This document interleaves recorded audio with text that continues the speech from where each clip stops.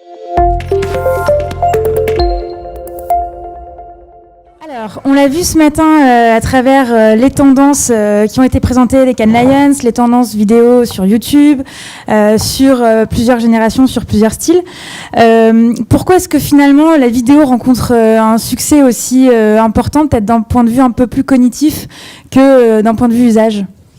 Alors, vous avez pas mal parlé de vidéo depuis ce matin, donc je vais essayer d'apporter un éclairage d'une minute sur la raison pour laquelle la vidéo peut fonctionner. C'est ni plus ni moins, il y a un facteur cognitif en fait qu'on peut avoir avec de la vidéo.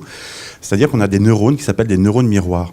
Et en fait, quand vous voyez par exemple un lolcat, un lol panda ou tout ce que vous voulez, ça vous déclenche une émotion qui est plutôt on va se marrer. Et en fait, c'est ni plus ni moins que votre cerveau qui capte ça et qui a envie de retransmettre cette image. Donc on peut expliquer en fait le succès de la vidéo grâce à ça. Alors, la vidéo évolue, et surtout dans un environnement autour de la programmatique. Comment est-ce que ça vient justement enrichir, comment est-ce que le programmatique vient enrichir l'usage et le développement de la vidéo ? Alors, avant de parler de la vidéo et de la programmatique, il faut savoir aussi le contexte dans lequel on est. On est dans un contexte, en fait, depuis 2012-2016, il y a eu énormément d'annonceurs qui sont venus en plus par-dessus, c'est-à-dire qu'on est à plus 38% d'annonceurs. Et ensuite, quand on interroge les consommateurs sur le nombre de marques qu'ils ont pu analyser, ça n'a pas augmenté de 38%. Donc, en fait, la programmatique va nous permettre juste de mieux cibler le consommateur, de lui adresser un message identifié, mais également, maintenant, on a tellement d'informations avec la data. Nous, chez Kantar Media, on a pas mal d'informations qui est sur de la data loguée et non loguée, ce qui est extrêmement important. Et en fait, on se dit, pourquoi est-ce qu'on reste avec cette uniformisation de la segmentation qui est liée sur les CSP, sur l'âge, la socio, démo, etc., alors qu'il y a quelque chose qui est beaucoup plus important et que nous, on appelle les tribus. Alors, je sais qu'il y en a pas mal qui connaissent ces tribus ici, mais comme on voyait tout à l'heure, la vidéo, c'est le sujet et le format préféré pour avoir des émotions, et les tribus, c'est des émotions. Donc, en fait, on a quelque chose qui arrive à une complémentarité et où les annonceurs peuvent effectivement en tirer un certain bénéfice. Donc au final, on parle beaucoup par exemple de millennials. L'idée, c'est aussi de dépasser un peu ce concept et d'aller chercher plutôt des références autour des centres d'intérêt ou des émotions, plus que sur un aspect générationnel uniquement. Exactement. Enfin, il y a quelques temps, je discutais avec une personne qui n'était pas millennials, mais tout son comportement était millennials. Donc, si on gardait comment cette personne pouvait être traquée, comment vous pouvez être, trouvé sur les réseaux sociaux, on ne l'aurait pas trouvé. Parce qu'en fait, ces centres d'intérêt sont ceux d'une personne de 15-20 ans, un adolescent, on pourrait dire comme ça, sauf qu'il est à 55 ans. Or, ce qui maintenant regroupe les gens, c'est des centres d'intérêt qui soient culturels, sociaux, etc. Et c'est là-dessus, en fait, qu'il faut travailler et non pas travailler sur l'âge, parce qu'en fait, c'est quelque chose que on a de la données tellement précises que ce serait dommage en fait de s'arrêter à ce genre de comportement millennials. Alors quand j'entends certaines marques qui lancent un magazine millennials, c'est peut-être une bonne idée, mais j'ai du mal à comprendre que des millennials, et je ne crois pas que des millennials achètent un magazine millennials. Des compagnies qui se disent on va monter une offre millennials parce qu'ils sont avec des Stan Smith et un jean, je suis pas sûr que ce soit très adéquat parce que en fait on est nous-mêmes pluriels. Alors justement, vous avez sorti une étude sur ces tribus. Quelles sont un peu les 2-3 grandes tendances qui ressortent de l'étude ? Alors en fait, oui, on a sorti une étude pour Advideum, qui d'ailleurs va prendre la parole dans 5-10 minutes, suivant la vitesse à laquelle on va aller. Donc en fait, je ne vais pas trop dévoiler ce que l'on en dit, mais en fait, c'est ce que je vous disais tout à l'heure, c'est on va arrêter maintenant de prendre les gens dans une généralité absolue. On va essayer de casser les standards, essayer de proposer des centres d'intérêt. Par exemple, on avait fait un exemple, on avait trouvé que Burger King était dans le même type que Fanta, parce que c'est des personnes qui étaient intéressées par l'innovation, qui étaient intéressées par les côtés un petit peu disruptifs. Et du coup, on va attaquer ces personnes par rapport à de l'innovation, par rapport à des codes disruptifs, des créations un petit peu innovantes. Et en fait, on a tout un tas, effectivement, de secteurs qui ont été analysés, enfin, non, de secteurs qui ont été mergés avec des comportements des consommateurs, indépendamment, en fait, de leur âge et du lieu où ils habitent et de leur genre. Alors justement, on a une vidéo qui illustre ça avec le cas Ikea. Si vous pouvez nous la passer en régie, c'est parfait.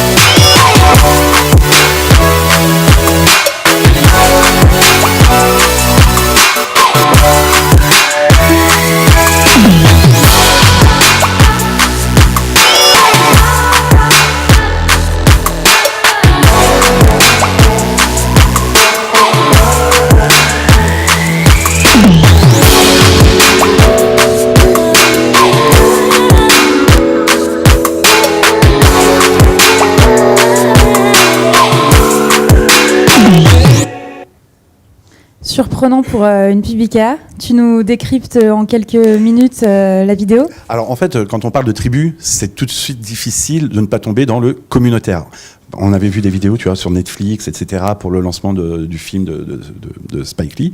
Mais en fait, ce qui nous intéresse, c'est de voir à quel point une marque, en fait, va utiliser une tribu et en fait montrer à quel point leurs produits peuvent adresser cette tribu alors qu'on peut les penser éloignés. Et en fait, en plus, on voit que c'est des personnes qui peuvent être créatives, etc.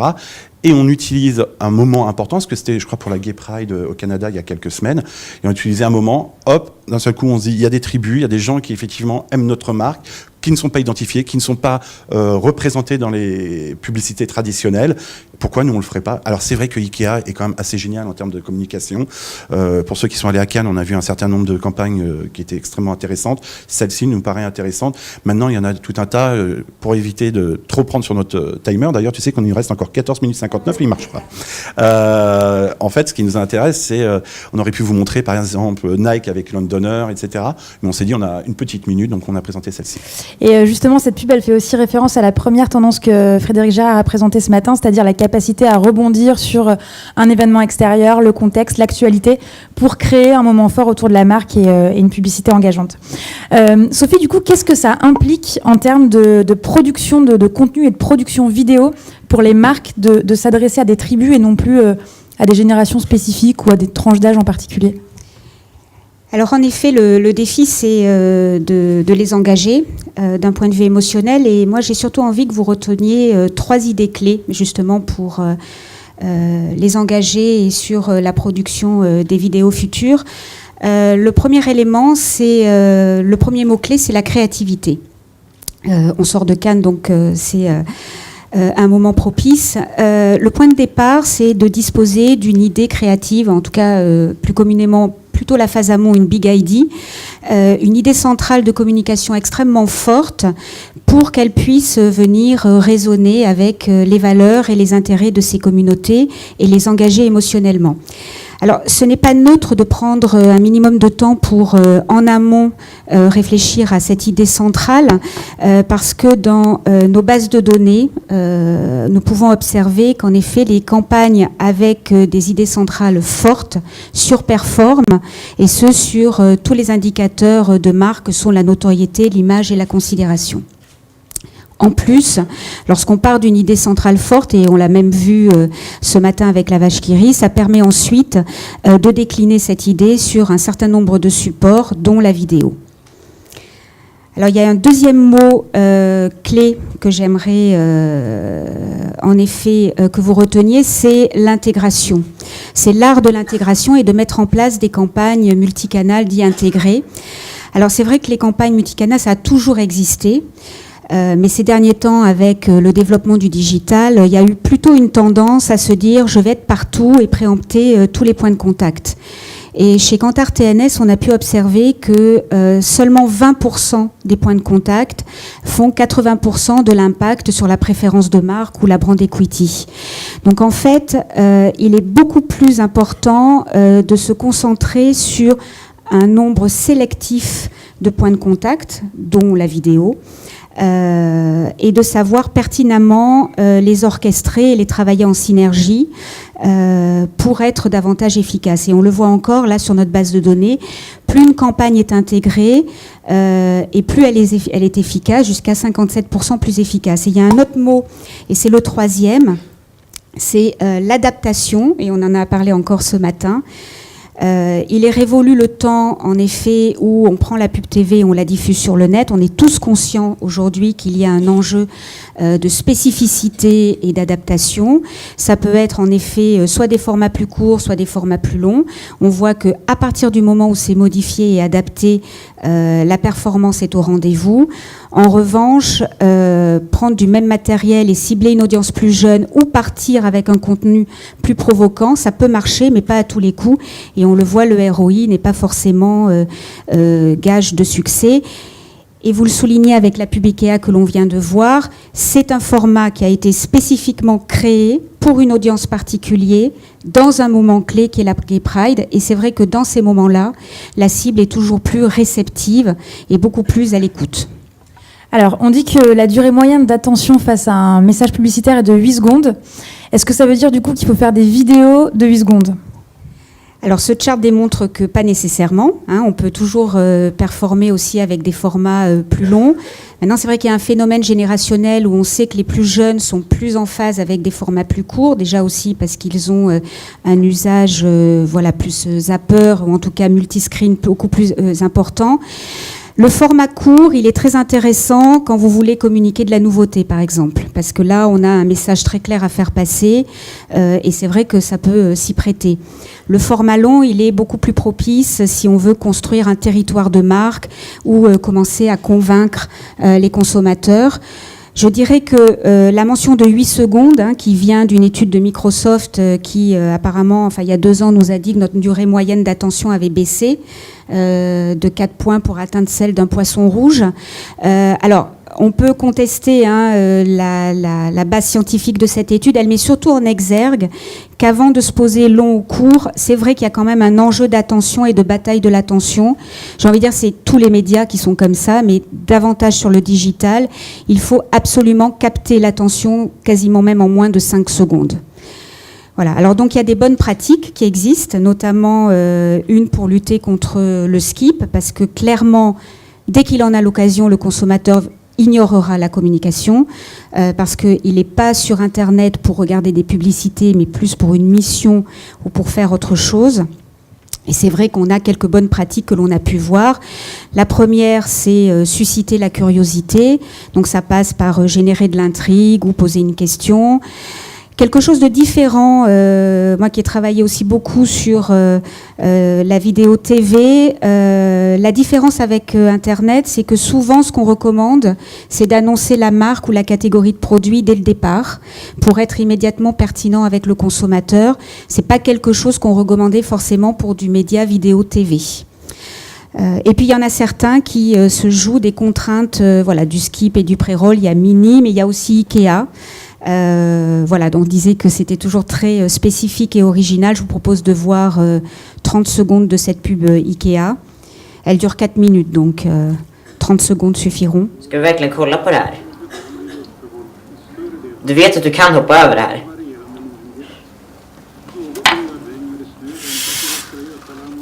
Petit placement de produit. Det här kommer ta jättelång tid.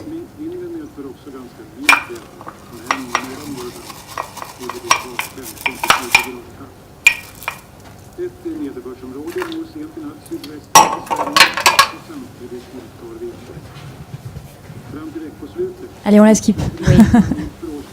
Mais l'attitude du gars était sympa là, à ce moment-là. Bon, on la skip. Et il y a un autre enjeu dont on voudrait parler, c'est le son. Il faut savoir qu'à part sur YouTube, dans la majorité des cas, nous coupons le son.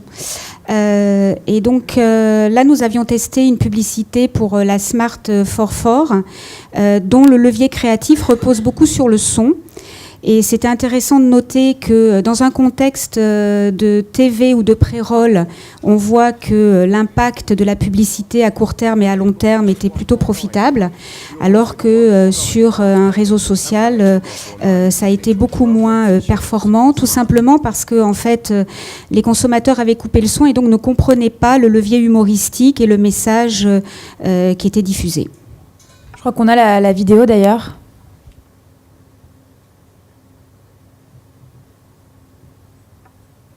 Avec le son.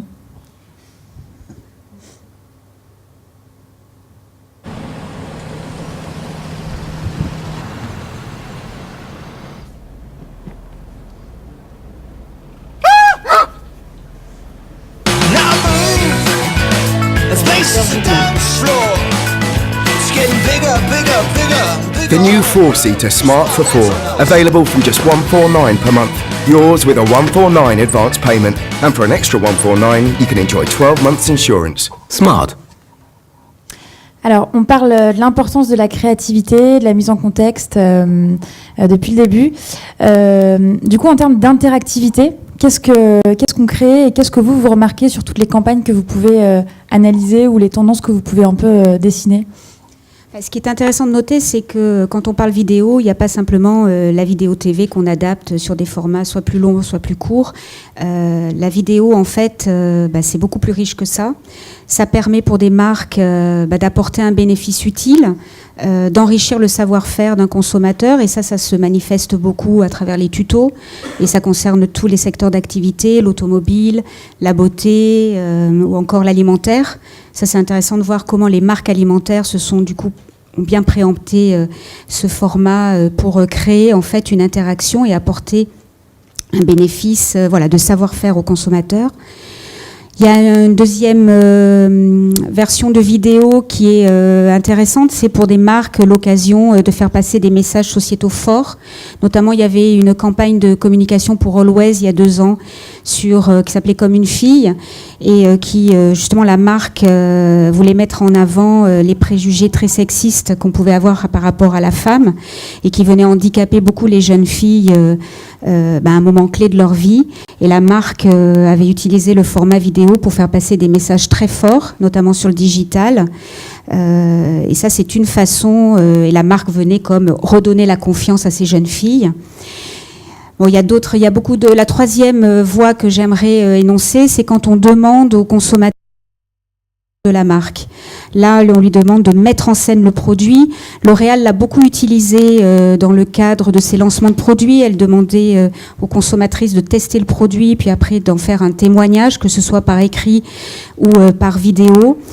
Tout ça, ce sont des moyens pour enrichir la relation et l'interactivité avec le consommateur. Il y a juste une chose à laquelle il faut penser, c'est qu'à chaque fois, il faut bien essayer de le faire au bénéfice de la marque et être sûr du message à communiquer. Beaucoup de fois, on voit en effet des viralités qui, au final, ne sont pas profitables pour la marque puisqu'on a perdu l'émetteur et on en a perdu le message clé. Bon, ce qui est intéressant, effectivement, là, à travers les échanges et de ce qu'on a pu voir ce matin, c'est que la bonne nouvelle, c'est que la créativité revient sur le devant de la scène, que c'est l'opportunité aussi pour les marques et donc pour vous qui êtes présents dans la salle, de pouvoir rebondir sur l'actualité, sur le contexte, d'avoir des partis pris assez forts. Et on l'a vu, Advertising for Good. Vous venez de citer quelques exemples. Donc voilà, toujours intéressant de comprendre un peu l'évolution et on l'a bien senti cette année au Cannes Lions, c'était extrêmement présent. Et puis après, je sais pas, l'étude que vous avez sortie, à quel moment est-ce qu'on peut la retrouver ou la télécharger ou à qui est-ce qu'il faut s'adresser ? À Karine qui va prendre la parole dans c'est quelques parfait. minutes. Karine, on t'attend sur scène. Et pour les Cannes Lions, il suffit de nous contacter parce qu'on fait notre débrief demain sur les Cannes Lions. Voilà. Pour ceux qui n'étaient pas là ce matin à 9h, vous avez une deuxième version demain. Merci.